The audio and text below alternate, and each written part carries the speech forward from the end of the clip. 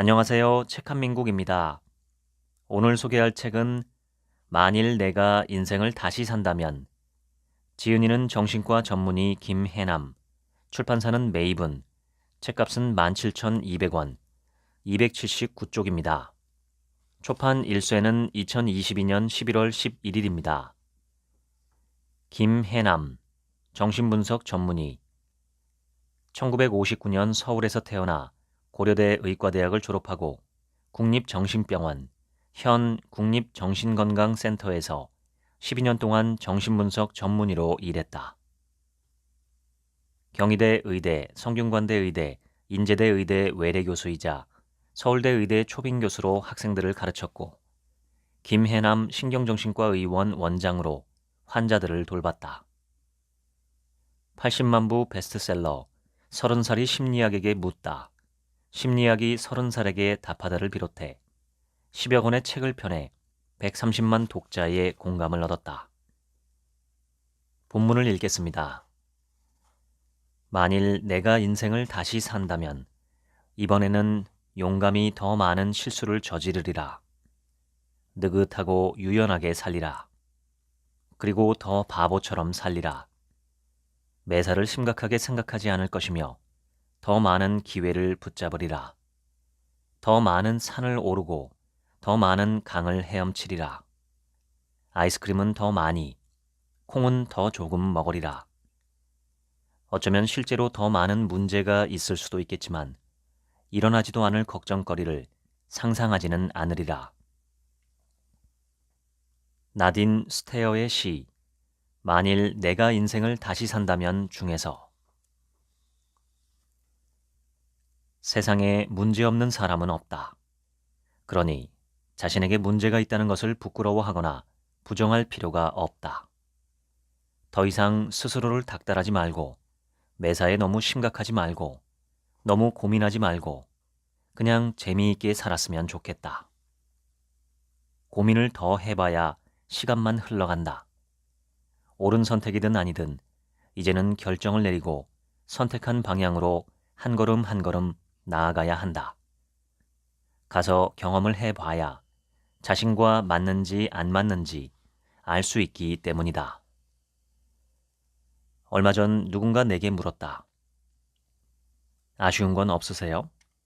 후회되는 것도 없으세요? 한 가지 후회하는 게 있다면 인생을 너무 숙제처럼 해치우듯 살았다는 것이다. 의사로, 엄마로, 아내로, 며느리로, 딸로 살면서 나는 늘 의무와 책임감에 치여 어떻게든 그 모든 역할을 잘 해내려 애썼다. 나 아니면 모든 게 잘 안 돌아갈 거라는 착각 속에 앞만 보며 달려왔고 그러다 보니 정작 누려야 할 삶의 즐거움들을 놓쳐버렸다. 그래서 이제는 그러지 않으려고 한다. 파킨슨 병입니다. 2001년 2월 나는 파킨슨 병이라는 진단을 받았다. 파킨슨 병은 도파민이라는 신경 전달 물질을 생산하는 뇌 조직의 손상으로 인해 손발이 떨리고 근육이 뻣뻣해지며 몸이 굳고 행동이 느려지고 말소리가 잘 나오지 않는 등의 증상이 나타나는 신경퇴행성 질환이다. 43살의 파킨슨 병이라니 너무 잔인하지 않은가? 게다가 파킨슨 병은 우울증과 치매, 편집증, 피해망상 등의 증상을 동반하는데 나에게 그런 시련이 닥쳤다는 것이 믿어지지 않았다. 가장 끔찍한 사실은 파킨슨 병은 아직까지 딱히 치료법이 없어 희귀성 질환으로 분류되며 발병 후 15년에서 17년 정도 지나면 사망이나 심각한 장애가 나타난다는 것이었다. 그것은 곧 내 인생이 60세 전에 끝난다는 것을 의미했다.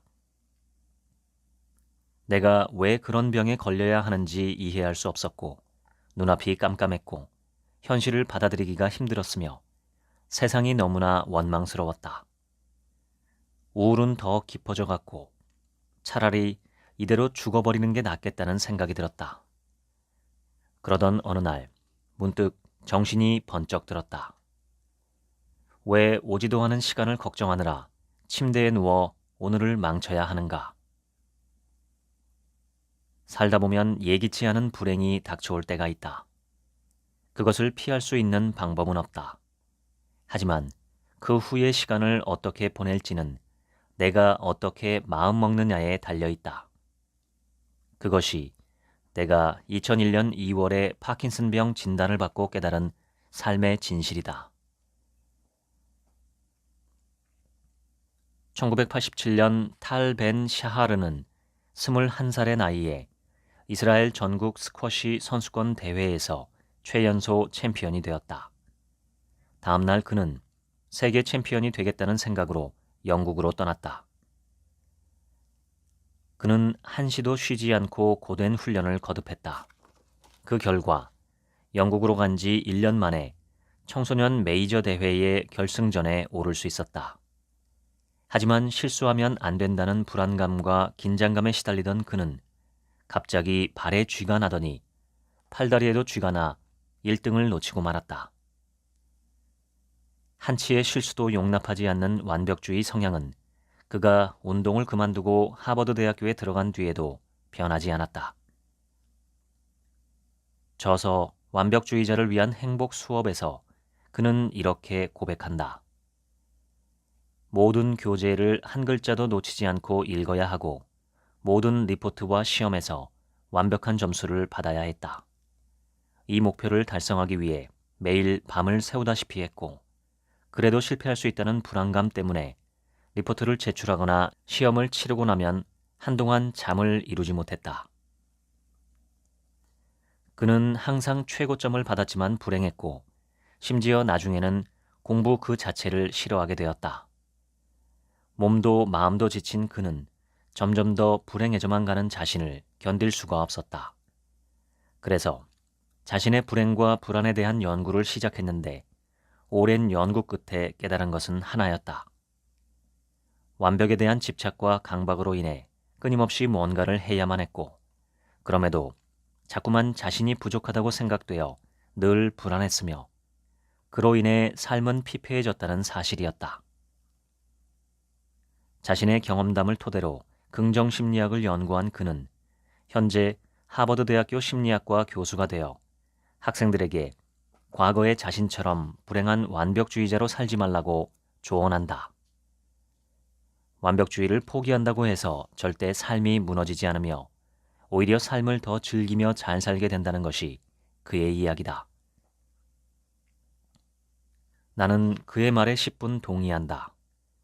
실패나 실수를 용납하지 못하는 완벽주의자들은 사는 재미를 모른다. 사진가 앙리 카르티에 브레송은 이런 말을 남겼다. 나는 평생 생의 결정적 순간을 포착하기 위해 헤맸다. 그러나 인생의 모든 순간이 결정적 순간이었다. 최선을 다했는데도 낭떠러지에 도착할 때도 있을 것이다. 하지만 그게 두려워 한 발짝도 떼지 않으면 영영 아무 데도 못 가게 된다. 그리고 내 경험상 틀린 길은 없었다.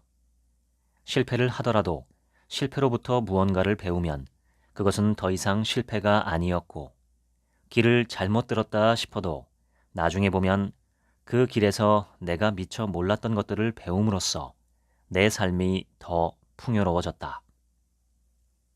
한 발짝을 떼는 것에 대해 두려움을 가질 이유는 없다. 남보다 빨리 목적지에 도착해 봐야 그 기쁨을 같이 나눌 사람이 없다면 오히려 그게 더 슬픈 일이다. 그러니 어떤 순간에도 삶을 포기하지 말고 용기를 내어 일단 한 발짝만 내디뎌 보라. 사람들은 자기가 원하는 것은 꼭 이루어져야 한다고 생각한다. 그래서 다른 길이 있을 수도 있는데 원하는 게 이루어지지 않았다는 이유만으로 실패했다고 단정짓는다. 하지만 그것은 하나의 문이 닫힌 것일 뿐 그 이상도 그 이하도 아니다. 하나의 문이 닫히면 또 다른 문이 열린다. 그러니 최선이 이루어지지 않았다고 해서 좌절할 필요가 전혀 없다. 자율성은 인간의 중요한 본능적 욕구 중의 하나다. 인간이 태어나서 처음 하는 의사 표현도 바로 싫어 혹은 안 해이다. 그래서 아이를 키우는 과정은 이처럼 뭐든지 제멋대로 하려는 아이를 사회라는 테두리에 맞추어 나가는 것이나 다름없다. 그런데 이 과정에서 과한 통제를 받으면 자율성에 심각한 손상이 생긴다. 말을 잘 들어야만 칭찬과 사랑을 주는 타인에 대해 극심한 분노와 애정을 동시에 느끼며 그 사이에서 큰 혼란을 겪게 되는 것이다. 우리는 자유롭게 살라는 말을 들으며 자랐다. 그런데 정말 자신이 자유롭다고 생각하는 사람은 극히 드물다. 부모님이 시키고, 학교가 시키고, 사회가 시키고, 사람들이 좋다고 하는 길을 걸으며 살아가기 때문이다. 괜히 내가 원하는 것을 고집했다가 실패하면 어떡하지 하며 두려워할 뿐 내가 정말 원하는 것을 생각해 본 적이 없다. 그래서 사회적으로 보면 잘 살고 있는 것처럼 보이는데 내 안에서는 자꾸만 화가 치솟는다. 자신의 역사를 써 나간다는 것, 그것은 인생을 주체적으로 살아간다는 뜻이다. 누가 나를 함부로 대하고 나를 자신의 뜻대로 좌지우지하려고 해도 그에 휘둘리지 않고 살아간다는 의미다. 친정 부모의 횡포와 시부모의 말도 안 되는 요구를 애써 이해하려고 노력하는 대신 적당히 거절할 건 거절하고 들어줄 건 들어주는 것이다. 그 어떤 억울한 일을 당했더라도 그것을 해결해야 할 사람은 바로 나다. 부모도, 가족도, 배우자도 해결해 주지 못한다. 그러므로 남 탓하기 전에 문제를 해결할 사람이 나밖에 없다는 사실부터 받아들일 필요가 있다. 그래야 남의 역사가 아닌 내 역사를 써 나갈 수 있고 남의 인생이 아닌 내 인생을 살 수 있다. 내가 지금껏 살면서 가장 후회하는 것은 바로 삶을 즐기지 못했다는 것이다. 더 기가 막힌 것은 누군가 나에게 삶의 즐거움을 포기한 대가로 얻은 것이 무엇이냐고 물으면 할 말이 없다는 것이다. 마음만 먹으면 끝없이 만들 수 있는 것이 삶의 즐거움이다. 삶을 즐기는 것은 해야 한다는 말을 줄이고 하고 싶다는 말을 늘려가는 것이 그 시작이다. 다시 그 시절로 돌아갈 수 있다면 나는 눈앞에 놓인 과제들에 내 인생을 다 내어주기보다는 좀 더 멀리 보며 나를 더 아껴주고 틈틈이 나에게 즐거운 음악을 들려주고 달콤한 휴식을 허락할 것이다. 심리학에서 무기력이란 에너지가 바닥나 아무것도 하지 못하는 상태를 말하며 자신에게 무슨 일이 일어나든 스스로의 힘으로 처지를 바꿀 수 없다고 생각하는 것을 의미한다. 그런데 무력감은 생각보다 더 사람을 힘들게 한다. 성폭행을 당하거나 천재지변을 당한 이들을 가장 고통스럽게 하는 것은 그런 수치스럽고 무서운 상황에서 자신이 할 수 있는 것이라고는 아무것도 없었다는 사실, 즉 무력감이었다고 한다. 무기력한 사람들은 아무것도 안 하면서 외부 상황이 바뀌기만을 바란다. 상황이 확 변해서 무언가 할 수 있게 되기를 바라는 것이다. 하지만 아무도 상황을 바꿔주지 않는다. 그렇다고 내가 뭔가를 바꿀 수 있을까? 계란으로 바위를 치는 것처럼 헛수고하는 건 아닐까? 맞다. 변하는 게 없을 수도 있다. 그런데 분명한 것은 한 발짝이라도 움직이면 적어도 지금 무기력하게 서 있는 그곳은 탈출할 수 있고 가능성이 보이는 또 다른 곳에 닿게 된다는 것이다. 어차피 사람은 살아가게 되어 있다. 언니가 죽고 나서 나는 살면서 다시는 웃을 일이 없을 거라고 생각했지만 몇 년이 지나고 웃음을 되찾았다. 아우슈비츠 수용소에서 살아남은 정신의학자 빅터 프랭클은 가진 것을 모두 빼앗기고 최악의 상황에 놓인다 해도 우리에게는 절대 빼앗길 수 없는 한 가지가 있다고 했다. 그것은 그 상황을 어떻게 받아들일까에 대한 우리 자신의 선택권이다. 즉, 아무것도 할 수 없는 상황이라고 해도 우리에게는 선택권이 있다. 무기력하게 누워서 천장만 보고 살 건지, 일단 밖에 나가 할 일을 찾아볼 건지 선택할 권리가 있다는 말이다. 인생은 우리의 뜻대로 흘러가기도 하지만 때론 우리가 원하지 않는 방향으로 흘러가기도 한다.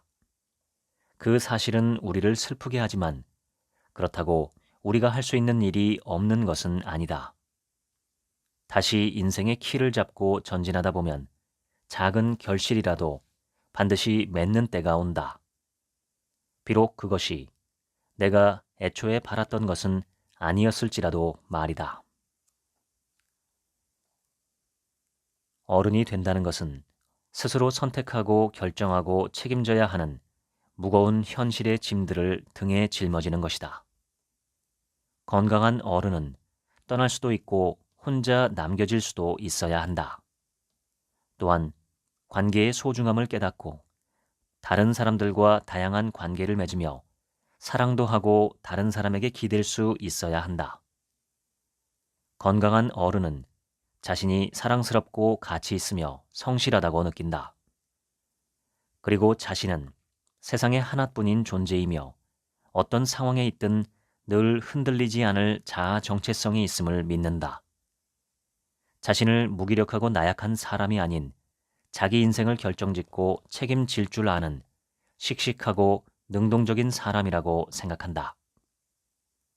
건강한 어른은 양심과 죄책감을 느끼고 후회하는 능력과 자신을 용서할 수 있는 능력을 갖고 있다. 즐거움을 추구하고 즐길 수 있으며 고통에 맞서 싸워 나가기도 한다. 원하는 것을 어떻게 얻을 수 있는지 배우며 이룰 수 없는 것은 과감히 포기할 줄도 안다. 건강한 어른은 잃는 것이 있으면 또한 얻는 것도 있다는 사실을 안다. 잃어버림으로써 얻을 수 있고 좌절 속에서 희망을 찾아내며 불완전함 속에서 감사와 용서를 배운다. 건강한 어른은 인생이란 완벽하지 않으며 사람은 혼자가 아니라 여럿이 더불어 살아가야 한다는 사실을 받아들인다. 어른이 된다는 것은 결국 세상은 내가 바라는 대로 움직인다는 어린 시절의 전지전능함을 포기해가는 과정이다. 잘못된 과거를 되돌리고 싶다는 생각에 빠져 지금을 살지 못하는 사람들. 정신분석 치료를 받는 사람들의 대부분이 여기에 속한다. 이런 환자들을 치료하다 보면 그들이 커다란 우주복을 입고 산다는 느낌을 받는다. 우주복 안은 과거의 고통스러운 기억으로 가득 차 있다. 그런데도 환자들은 감히 우주복을 벗을 엄두를 내지 못하고 그저 불안과 두려움에 떨며 과거에 얽매여 있다. 우주복을 벗으면 세상의 맑은 공기와 따뜻한 햇볕과 새로운 사람들을 만날 수 있을 텐데 차마 그럴 용기를 내지 못하는 것이다. 이론적으로 현재 자신이 겪는 불안과 두려움이 과거로부터 비롯된 것임을 알게 되는 것을 지식적 통찰이라고 한다. 그런데 지식적 통찰은 큰 변화를 이끌어내지 못한다. 중요한 것은 감정적 통찰이다. 그것은 문제의 원인에 대해 아, 그렇구나 하고 가슴 깊이 느끼며 그동안의 슬픔과 두려움이 쏟아져 나오는 순간을 말한다. 이 감정적 통찰이 우리를 변화시킨다. 하지만 한 번의 통찰로는 불충분하다. 한 걸음 전진하면 한 걸음 후퇴하고 또 한 걸음 전진하면 다시 한 걸음 후퇴하며 전진과 후퇴를 반복하는 것이다. 시작이 반이다. 일단 문제의 원인을 어렴풋하게나마 알게 되면 그 문제로부터 거리 두기가 가능해진다. 그러면 스스로 선택권을 쥐게 된다. 과거 속에서 살 것인가? 아니면 현재를 있는 그대로 직시할 것인가? 이 과정은 물론 어렵다. 그게 쉽다면 왜 정신분석 치료가 수년씩 걸리겠는가? 더 이상 과거가 당신의 현재를 지배하도록 내버려두지 않았으면 좋겠다.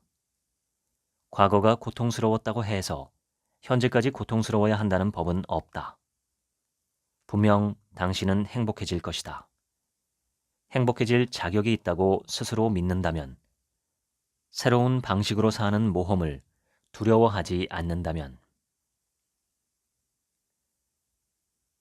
사랑하는 사람을 구원하려 하거나 치유하려 들면 안 된다.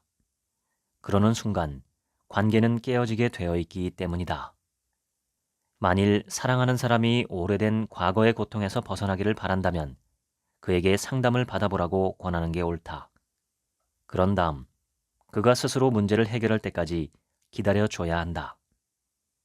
만일 당신이 상대를 치유하려 들면 어느새 당신은 상대를 지배하려 할 것이고, 상대는 자신을 통제하려는 당신에게 엄청난 분노를 쏟아낼 것이다. 사랑은 분명 과거의 상처를 치유하는 힘을 갖고 있다. 그래서 정신분석가들은 좋은 치료자 100명보다 사랑하는 사람을 만나는 게 더 낫다라는 말을 하기도 한다. 하지만 그것은 당신이 쏟는 사랑 자체에서 나오는 것이지 당신이 상대를 치유할 수 있는 것은 아니다. 당신이 사랑하는 사람에게 해줄 수 있는 것은 그저 사랑하는 일, 그리고 기다려주는 일뿐이다. 인간이 살아가는데 가장 중요한 것은 사랑받는다는 사실이다. 우리의 자존감은 타인의 시선을 통해서 형성된다.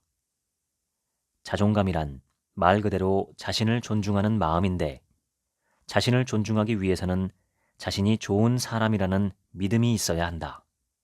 이때 만일 다른 사람들이 자신을 반겨주고 사랑해주며 웬만한 실수도 이해하고 받아주면 우리는 자신이 좋은 사람이라는 느낌을 갖게 된다. 그런데 사람들이 자신을 좋아해주지 않으면 버림받을지도 모른다는 두려움에 휩싸인다. 자신이 얼마나 아름답고 괜찮은 사람인지 모른 채 스스로를 창피해하고 자책하면서 불안한 삶을 살게 된다. 열등감이 크고 자존감이 낮은 사람들은 주어진 일을 견디고 해나갈 뿐이지 자신이 주인이 되어 목표를 세우고 나아가지 못한다. 자신에겐 그런 능력이 없고 해봤자 실패할 것이 뻔하다고 생각해 미리 포기해버리기 때문이다.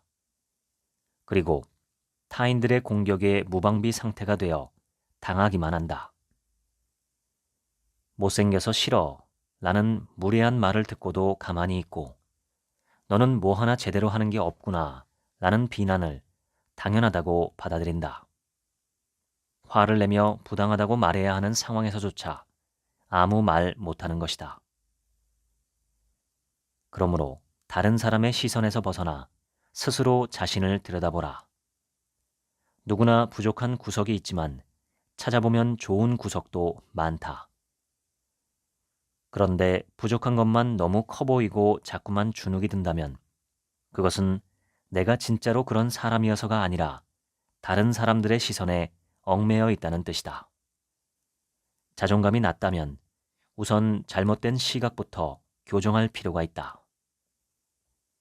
스스로를 한심하고 모자라고 허둥대는 결점투성이로 바라보면 인생도 그렇게 흘러갈 것이다.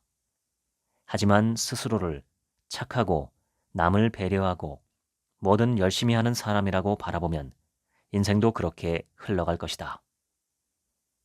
내가 나를 어떻게 바라보느냐에 따라 인생이 바뀌는 것이다.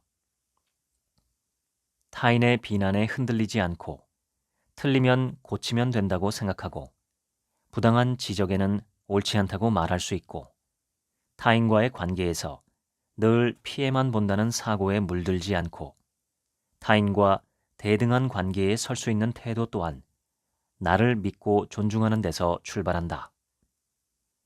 내가 나를 믿지 않는데 누가 나를 믿어줄 것이며 내가 나를 보호하지 않는데 누가 나를 보호해 주겠는가. 그러니 스스로를 바라보는 시각을 바꾸고 열등감의 늪에서 빠져나와라. 원하기만 하면 수많은 사람들과 언제든 연결될 수 있는데도 사람들은 여전히 외롭다고 말한다. 남이 나를 어떻게 생각하느냐가 중요해질수록 삶은 매우 불안정해진다. 자신의 생각이나 느낌에 대한 확신이 줄어들고 자꾸 타인의 시선에 민감하게 반응하게 되고 타인의 요구에 순응해야 할 것 같은 상태에 놓이기 때문이다. 이제 사람들은 타인을 절대적으로 필요로 하면서도 타인의 평가를 두려워하고 동시에 자신을 통제하는 타인에게 분노하며 가까이 하고 싶어 하지 않는 딜레마에 빠지게 된다.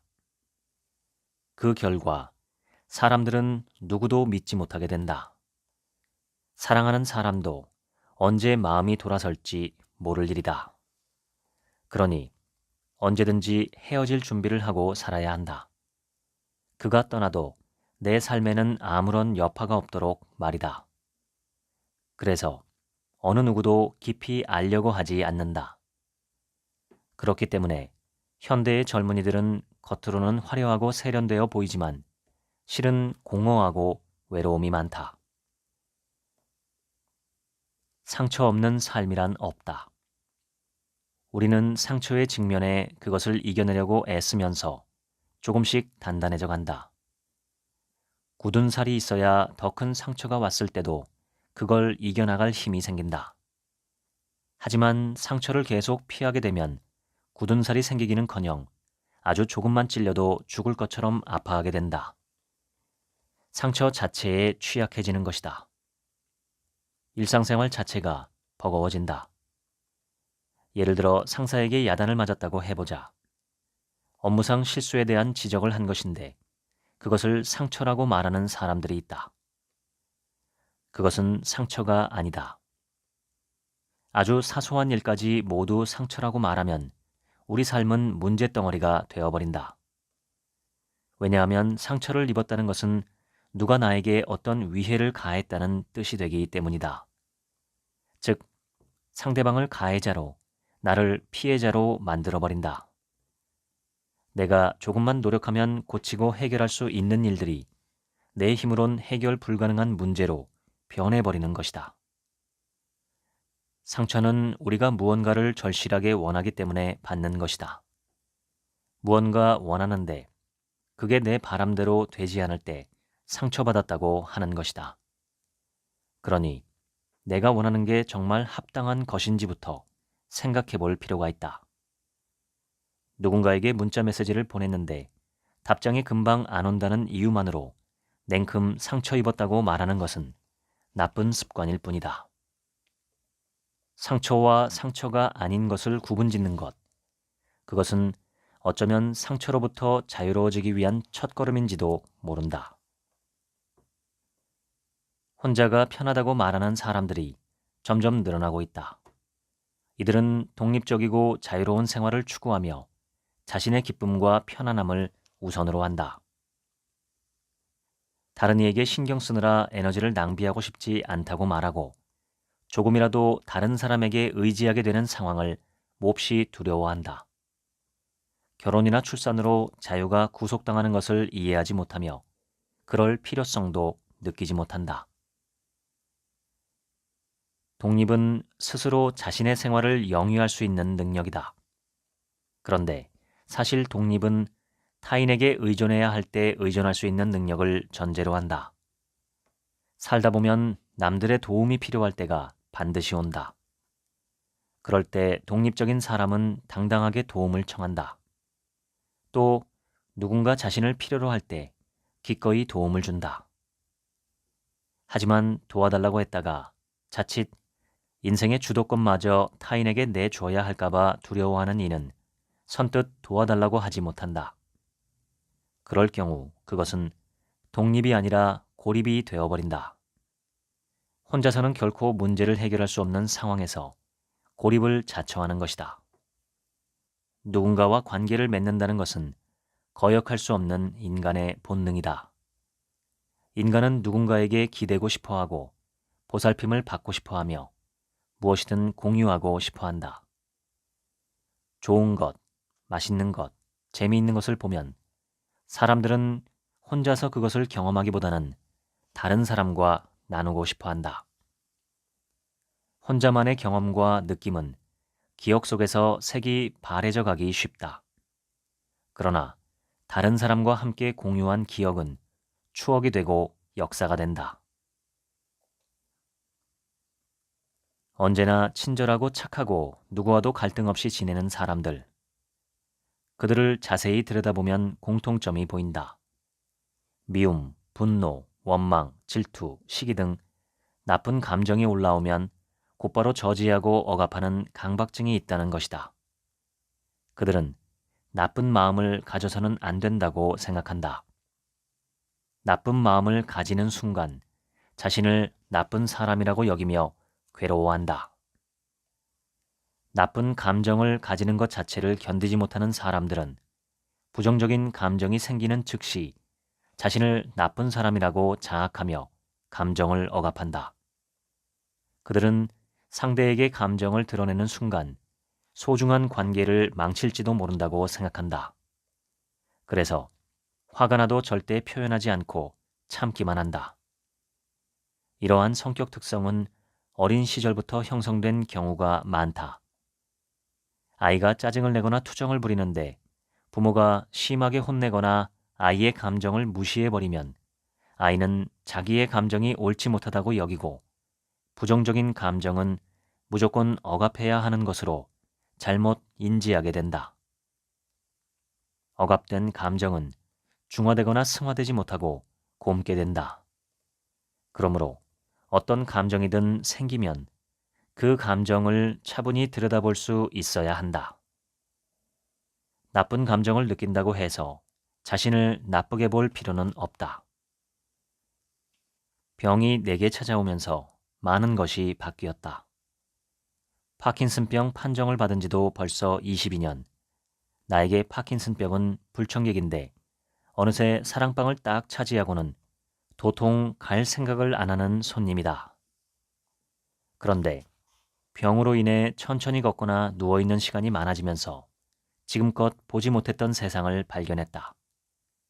세상을 구석구석 바라보며 물방울같이 아주 사소한 것에도 세상의 이치와 아름다움이 있다는 것을 알게 된 것이다. 유독 고통스러웠던 밤이 지나가고 새벽이 밝아오는데 해가 뜨기 직전 하늘이 그렇게 멋있는 줄 미처 몰랐었다. 예전에 그냥 푹 떠서 금붕어 밥을 줄 때는 몰랐는데 천천히 주면서 금붕어들을 보니 조그만 입을 오물거리는 게 그렇게 예쁠 수가 없었다.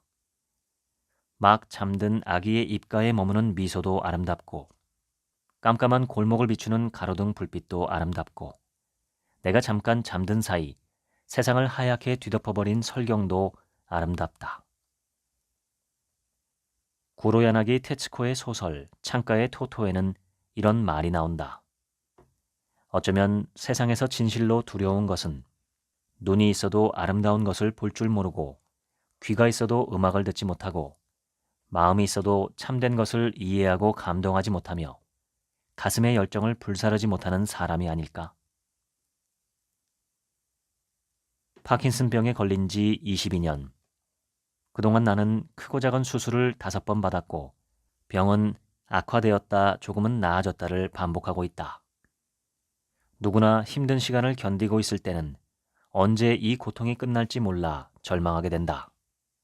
하지만 언젠가 힘든 시간들이 지나가고 좋은 시절이 찾아온다고 생각하면 오늘 하루를 다르게 보낼 수 있다. 인생의 겨울을 지나고 있다면 기억해두기 바란다. 봄은 꼭 올 것이다. 생명을 얻고 이 세상을 살아가면서 우리는 행복해지기를 원한다.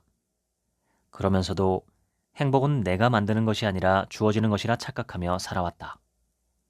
무엇인가를 더 원하고 그것을 손에 넣는다고 해서 행복해지는 건 아니다. 원하던 것을 손에 넣는 순간 바로 우리는 더 큰 것을 원하게 된다.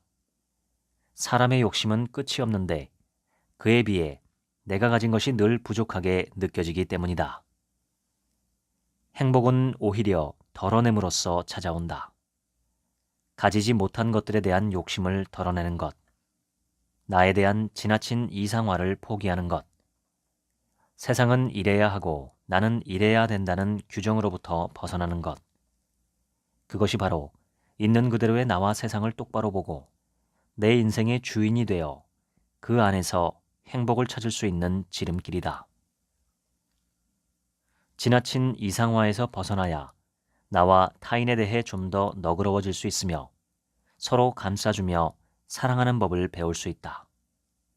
어쩌면 이 너그러움을 배우는 과정이 진짜 어른이 되는 과정일지도 모른다.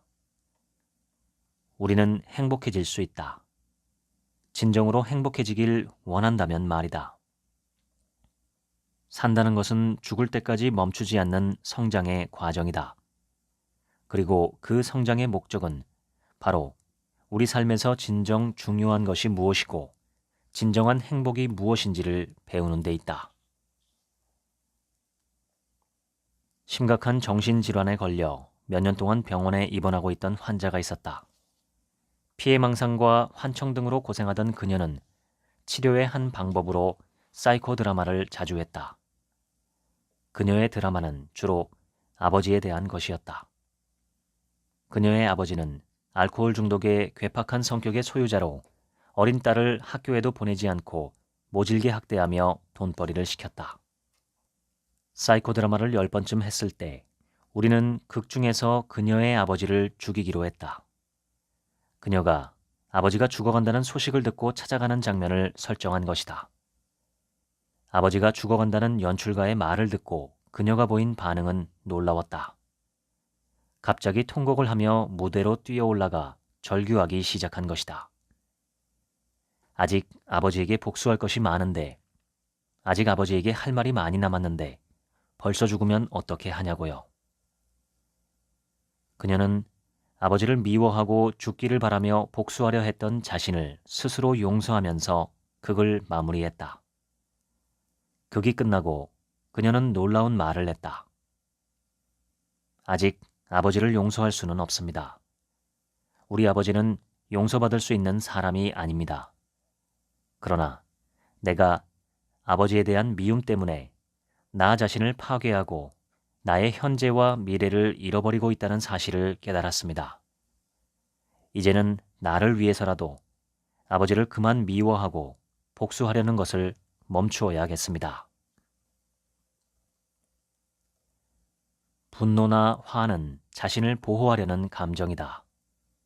하지만 심한 분노에 사로잡히면 끝없이 되풀이되는 과거의 기억과 감정 때문에 더 이상 앞으로 나아가지 못한다. 분노에 휩싸인 사람에게는 현재와 미래는 없고 오직 상처 입었던 과거만 있을 뿐이다. 분노가 통제되지 않으면 주변 사람들뿐 아니라 결국 자신마저 무참하게 파괴해버린다. 용서란 내 마음에서 분노와 미움을 떠나보내는 작업이다.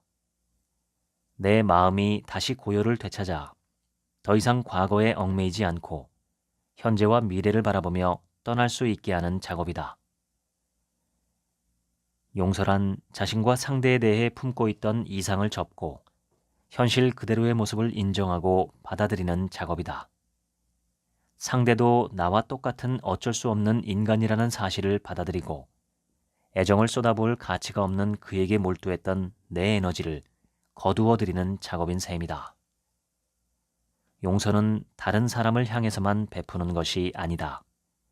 우리는 우리 자신도 용서할 수 있어야 한다. 인도의 명상가 오쇼 라즈니쉬는 이렇게 말한다. 삶은 경험이지 이론이 아니다. 삶에는 해석이 필요 없다. 삶은 살아야 하고 경험해야 하고 누려야 하는 것이다. 매 순간 삶이 그대의 문을 두드린다. 하지만 그대는 머리로 궁리하고 있다. 그대는 삶에게 말한다. 기다려라. 내가 문을 열어주겠다. 그러나 먼저 결정 내릴 시간을 달라. 삶은 결코 일어나지 않는다. 평생토록 삶이 그냥 왔다가 간다. 그대는 살아있지도 않고 죽어있지도 않은 채 다만 고달프게 질질 끌려갈 뿐이다. 오쇼의 말처럼 삶은 그냥 살아야 하고 경험해야 하고 누려야 하는 것이다. 삶이 힘들고 어렵고 좀 채 나아질 것 같지 않아 보여도 어느 때나 즐길 거리는 분명히 있다. 즐길 거리가 다양한 사람일수록 불가피한 불운과 불행 또한 잘 버틸 수 있다. 새는 알을 깨고 나온다. 알은 곧 세계다.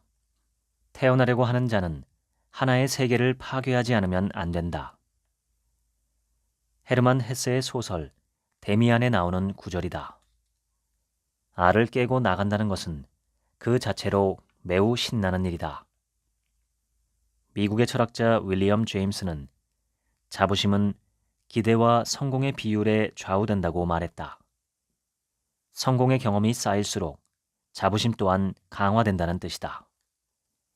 또한 자부심은 도전을 두려워하지 않게 만든다.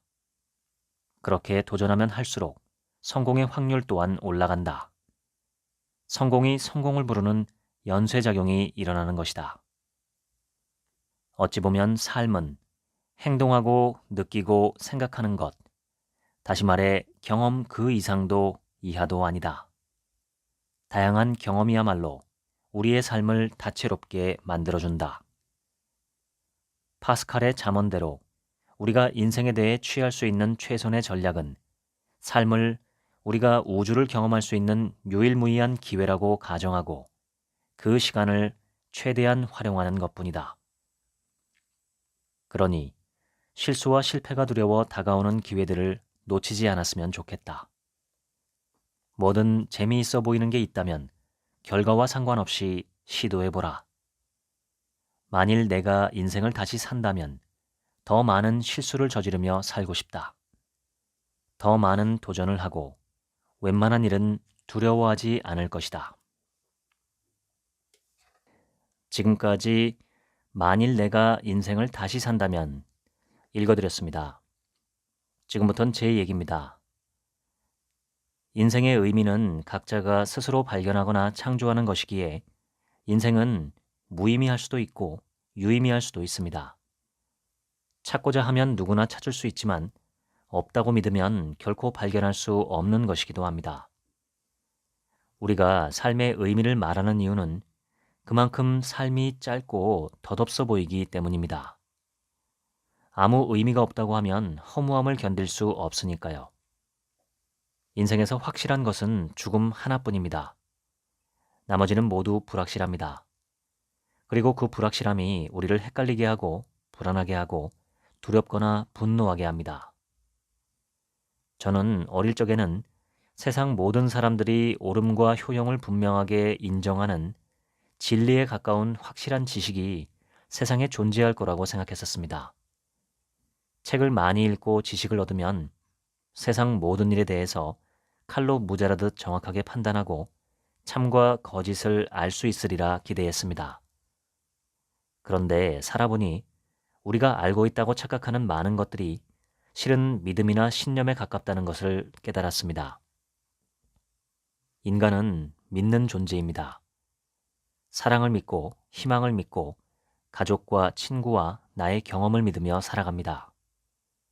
신을 믿거나 신이 없음을 믿거나 전생이나 윤회를 믿거나 그것들을 미신으로 믿거나 내 존재의 고귀함을 믿거나 스스로를 비참한 존재라고 믿으며 살아갑니다.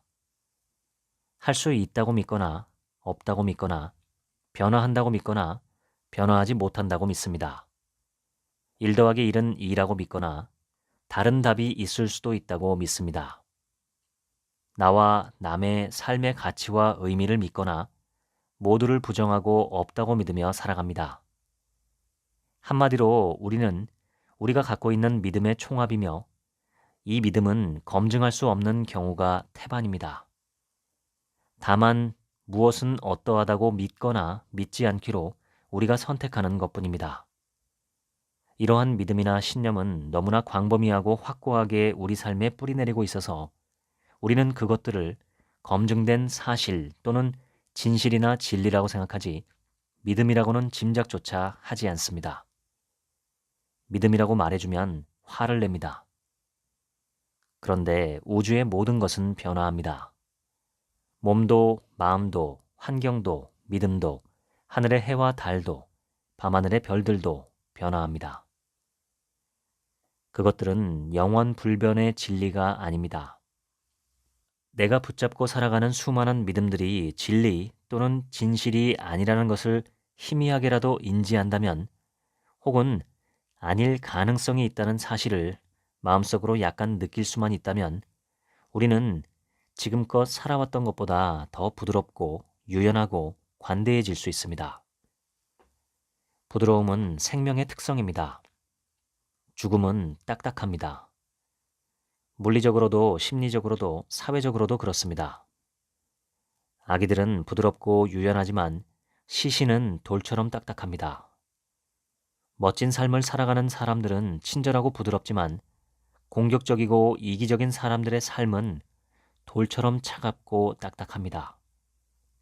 집단 이기주의나 집단 망상에 사로잡힌 사람들은 청동 동상처럼 차갑고 부담스럽고 가까이 하기 어렵지만, 인간의 온기와 냄새가 나는 사람들은 너그럽게 곁을 줍니다. 확신에 찬 사람, 자신의 주장만이 옳다고 소리 높이는 사람들은 역사적으로 볼 때 틀렸을 가능성이 높습니다. 오히려 자신의 의견에 대해 열린 사고를 하는 사람, 내가 가진 생각과 의미와 판단은 얼마든지 수정 가능한 대상이라고 여기는 폭넓은 사유의 힘을 가진 사람들, 단언하지 않고 상대의 말을 일축하지 않는 사람이야말로 진실을 보고 있을 가능성이 큽니다. 우리는 우리의 믿음을 어떻게 선택하느냐에 따라 전혀 다른 세상을 봅니다.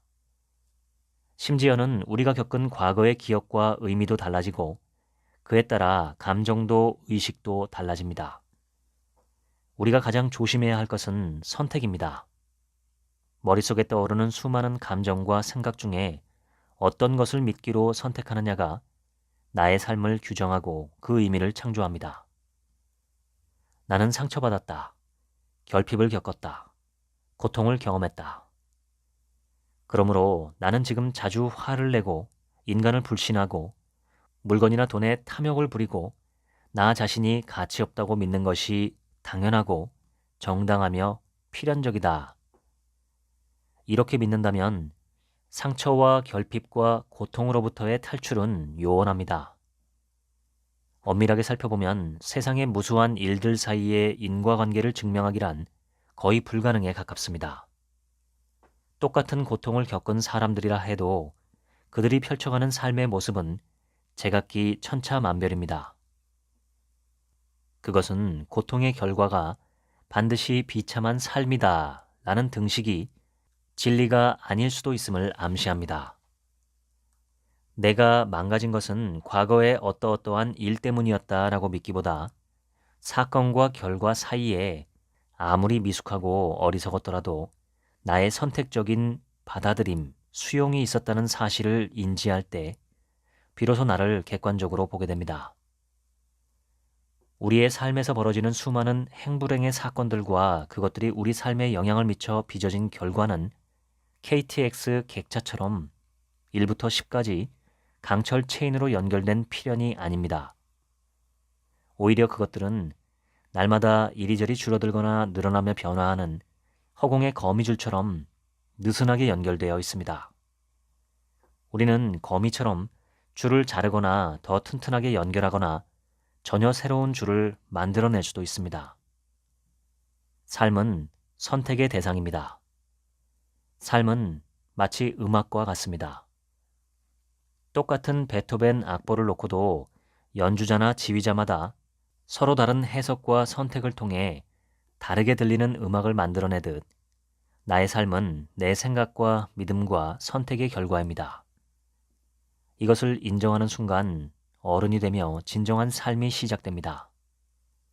이것을 모른다면 우리는 죽을 때까지 마리오네트 인형처럼 허공에 매달려 누군가의 손놀림에 의해 춤을 추는 꼭두각시에 불과합니다. 나는 나다. 이 사실 하나만 확실하게 깨달아도 삶의 많은 고통과 두려움이 사라지기 시작합니다. 나는 나일 뿐 그 이상도 이하도 아닙니다. 성철 스님이 산은 산이고 물은 물이다 라고 하신 말씀을 처음 들었을 땐 무슨 그런 법문이 다 있나 싶었지만 산이 산이라는 것을 보지도 알지도 못하고 물은 물이라는 것을 믿지도 깨닫지도 않는 어리석음이 세상엔 너무나 많습니다. 이 책의 저자 김혜남 선생님은 22년 동안 파킨슨병을 앓고 계시지만 파킨슨병이 김혜남 선생님은 아닙니다.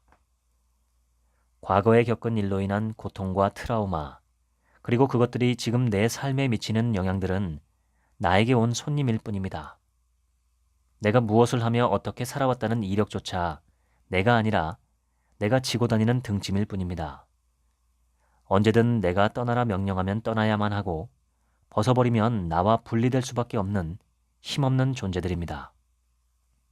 그것을 내 존재의 일부로 착각해서 매달려 살지 말아야 합니다. 그것이 나는 나다라는 말에 들어있는 수많은 진실 중에 하나입니다. 우리 각자의 요란한 외피 속에 숨겨진 나는 모두 숨막힐 정도로 아름답고 강인하며 고귀합니다. 이 방송을 들으시는 모든 분들이 나답게, 나로서, 나처럼 살아가는 삶을 개척하시면 좋겠습니다. 그런 삶이 향기롭습니다. 지금까지 책 한 민국의 하루치 생각이었습니다. 감사합니다.